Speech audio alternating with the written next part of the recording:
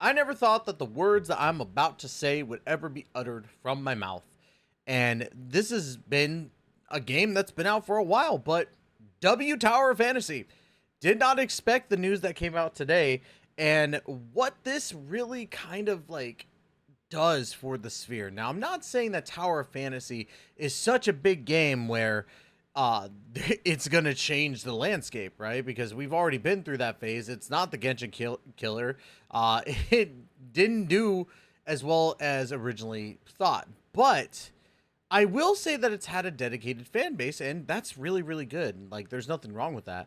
I give a salute to the Tower Fantasy peeps out there because, every game needs its fan base. But I will say that Tower Fantasy just had a major W, and it joins the list of games that have gotten rid of the gotcha. Now, you might be thinking, if you've been living under a rock this past 24 hours, Tyster, what are you talking about? Well, as of today, Tower Fantasy has announced that they will be doing a special type of server called Tower Fantasy Warp Server. Now, the Warp Server will be coming on November 25th. And what does this mean? Well, as you can see from this, we have a whole thing to talk about, a whole list of things, and to really dive into what I think this does for the future of not only this game, but the company and other gacha games as well. So before we get into that, like, comment, subscribe, all that wonderful stuff. Let me know in the comments down below what you think about Tower of Fantasy's latest news. And yeah, let me know if you're still playing the game, because I'd love to hear y'all's experiences with this game, especially now that we have the news that's come out. And also, don't forget to check out GamerSubs. Use code Tyster for 10% off of your purchase as of today. I'm just saying that I'm trying to get my own cup, and I need y'all's help to do that. So get in it, get yourselves some wonderful energy, gluten-free, keto-friendly, all that wonderful stuff. I love this company so much. They do so many good things for me. So big shout out to them. But let's go ahead and dive into this news. Now, as we stated, the Tower Fantasy Warp server is going live on November 25th, and you could get a Switch 2 from this. That's not the news, though. Like, if you want a Switch 2, you can get a Switch 2 from this, possibly, right? But here is the news. We're going to read it verbatim. Dear authorizers, to meet the expectations of authorizers for MMO gameplay, the Warp server, featuring a brand new system and progression mechanics, will go live on November 25th with the official release of version 5.5, offering a freer and more authentic adventure in the MMO world. Now, for those who don't understand what they're saying here, is that they're classifying, obviously, Tower Fantasy as an MMO. I don't know if I agree or disagree with that, to be quite honest, because when I played it, and again, people will probably go in the comments like they do with sticks and everything, saying, oh, it's a Hoyo shill over here. It's not really a Hoyo shill thing. It's just, that's kind of what the mechanics were for the game, and I didn't really see it as like an MMO, but I digress. That's neither here nor there, as they classify. Warp server sneak peek. No pools, all weapons giveaway, complete missions to fill the gallery. Weapon ascension and matrices removed, easier development than ever. So what does this all mean right there? Well, it's saying basically that weapons will now not be part of a pool. They will be, basically grinded for. That sounds familiar, right? Well, as we continue on, we will find out more. Collect shards to fuse all released appearances such as Simulacrum, Hoyt, Couchers, and outfits.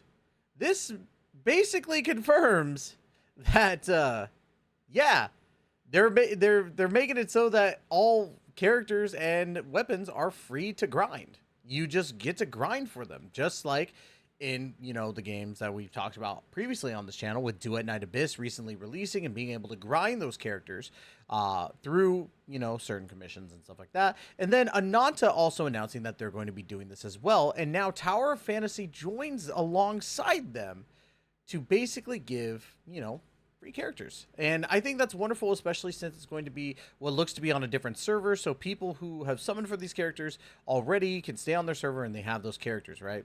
Now, we're going to continue really quick and talk about some of these other features, and then we'll go into some other fields, right? So, trade system now open, allowing free trade of simulacrum shards and appearances. I take this as you're able to trade with other players, which brings in the MMO aspect, right? So yeah, I can kind of see where they're going with the MMO because it's a lot easier to go into multiplayer with Tower Fantasy. But this is good. This is a really big thing right here to be able to add free trading of those shards of those characters and be able to trade with people. Like you could grind, and if you get extra shards, you could just trade with others. That's a pretty cool thing to do. New season system, equipment ascension removed, more fun and strategic depth in long-term development. Interesting. New crew base where you can exchange shards and interact with others. New crew GVE activities to help beginners catch up and integrate. That's really cool, helping out with the new players and stuff like that. And 6 new life classes, explorer, cook, forger, etc., and enjoy the casual gameplay.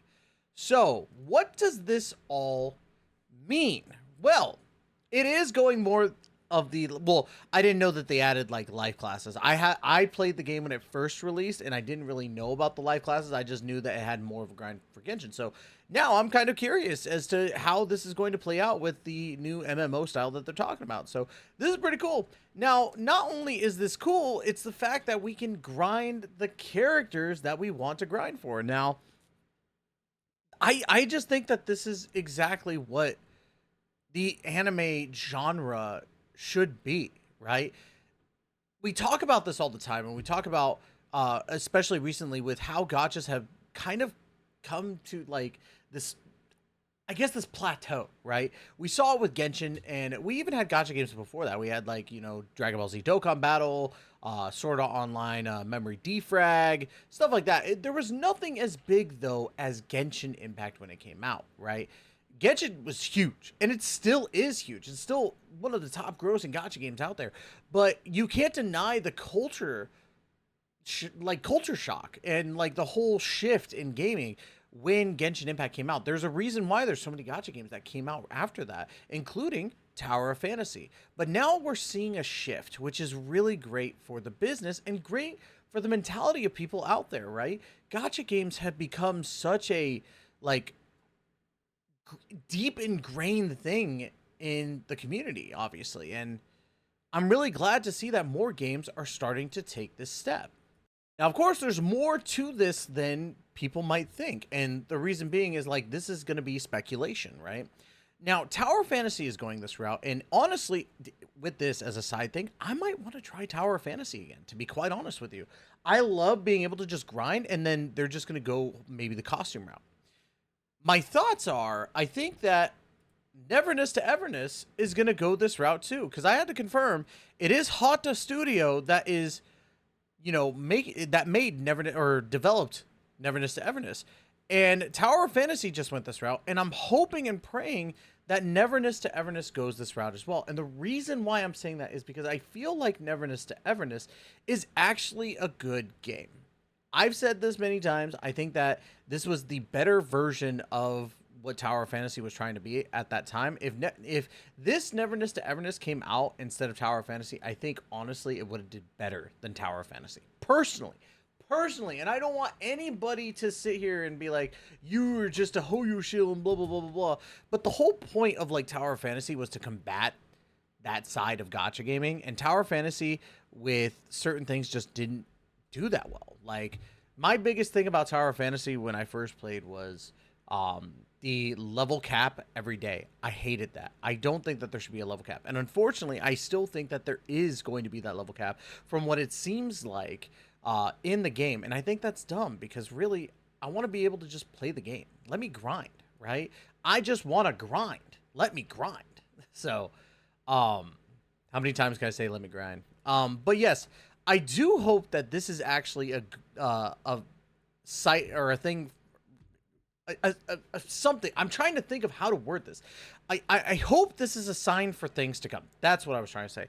Because if it means that Neverness to Everness is going to go this route too, think of all the other games that are in development that could go this route, like Silver Palace, which was a big deal when it was the trailer and the gameplay released, right, for a little bit.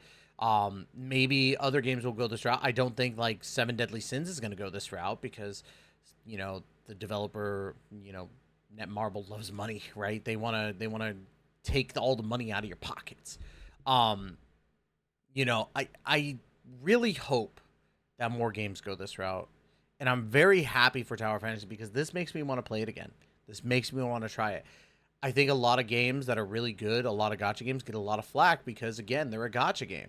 Now, Duet Night Abyss did this route, and it's turned out great so far. So far. We don't know how it's going to progress later on. But I think that this is a great way for the community to heal from gacha gaming because, honestly, I'm going to be straight up with y'all.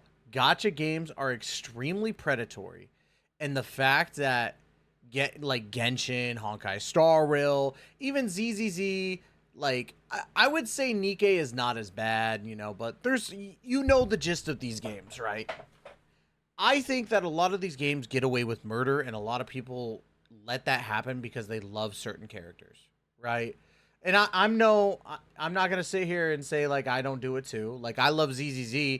I hate the gacha system, but I love Jane Doe, and I summon for her, and I summon for a lot of characters on both that and Wuthering Waves. So, I can sit here and say that if this is the route that games continue to go, we're probably going to see a big shift in the anime gaming space, and I think that's a good thing.